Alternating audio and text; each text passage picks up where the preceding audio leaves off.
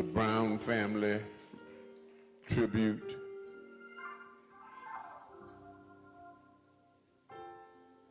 Angie was a Brown. Amen.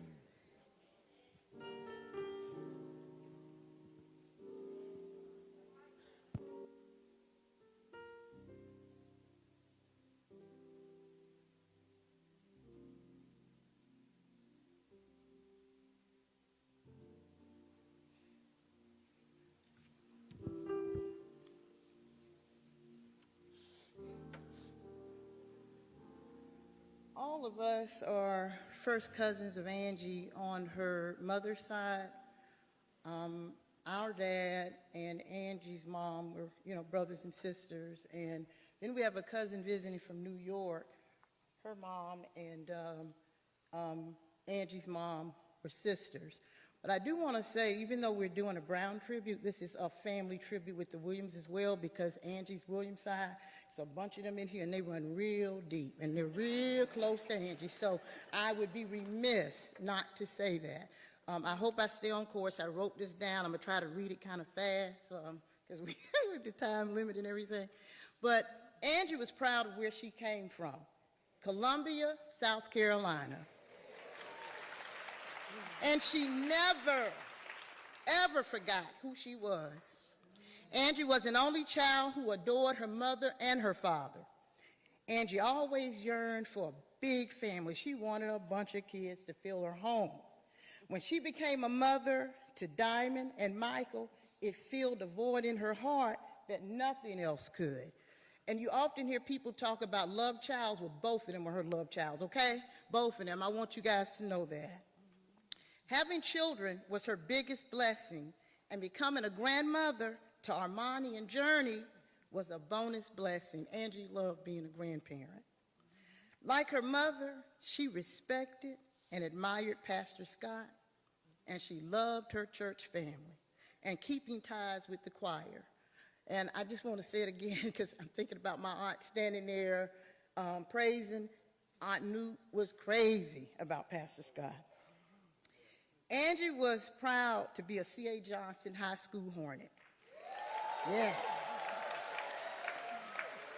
And she enjoyed hanging out with her classmates and having fun and playing cards and doing all those things, Equally, she loved her family unconditionally.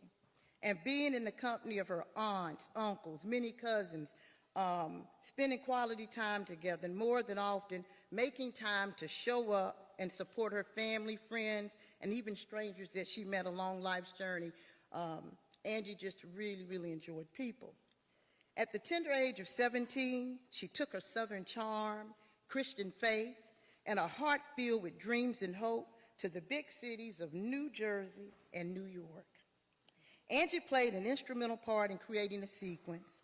The first female rappers, yes, let the historical record show that Angie B., Cheryl the Pearl, and Blondie, in the year of 1979, blazed the trail for other female rappers to follow. All right? Let the record show. Angie was bold and brave. She was undaunted by the music industry and the colossal challenges that she often faced because she was rooted in her faith, and she was really rooted in her faith.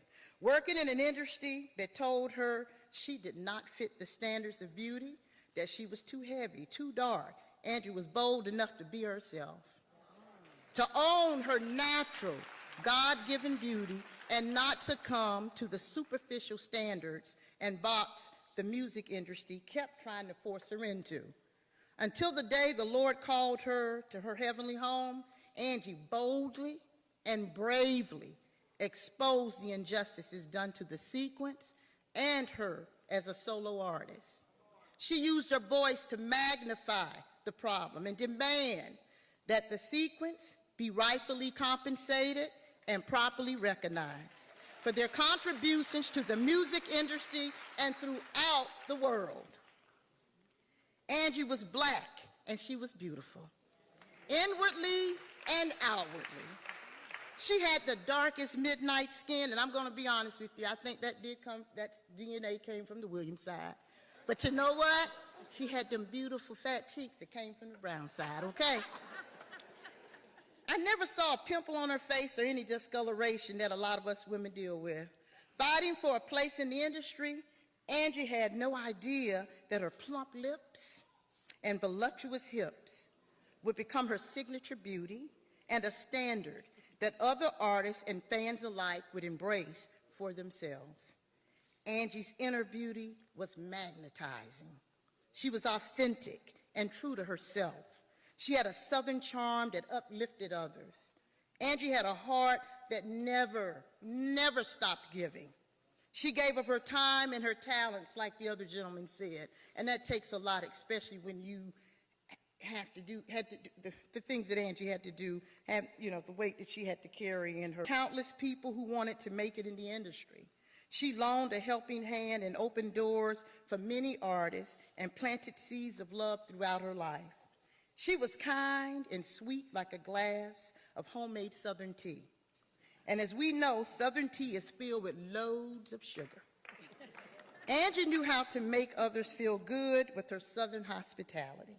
I can vividly remember getting on an elevator with her as we were headed to a business meeting with Arista Records.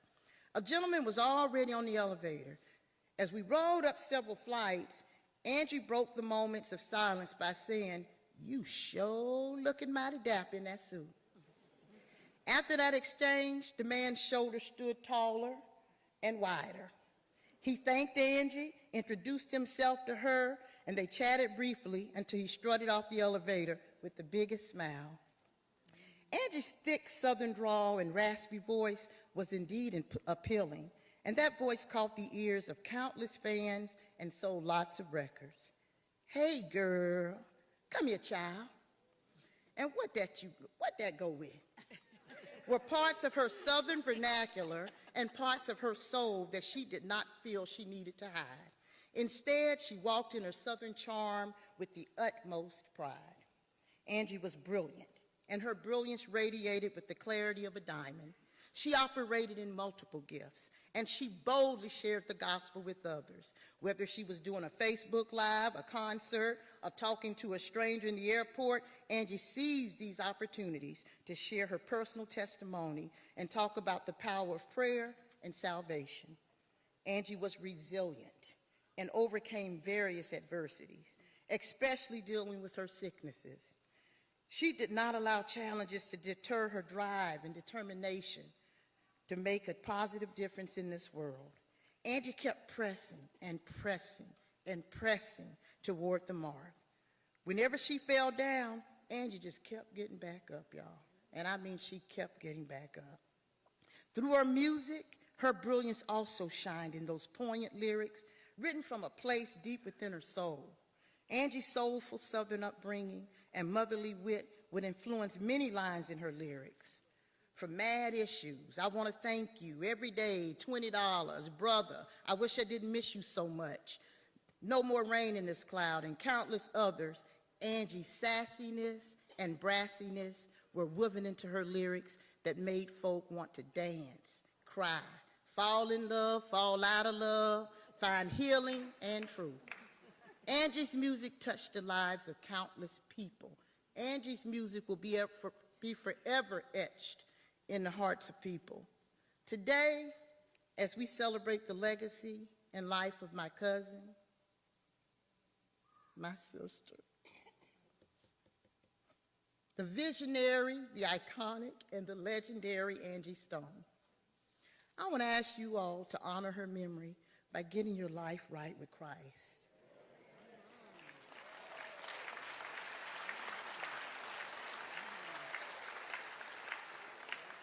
And if you're already there and you got your life right, help somebody else get theirs right, okay?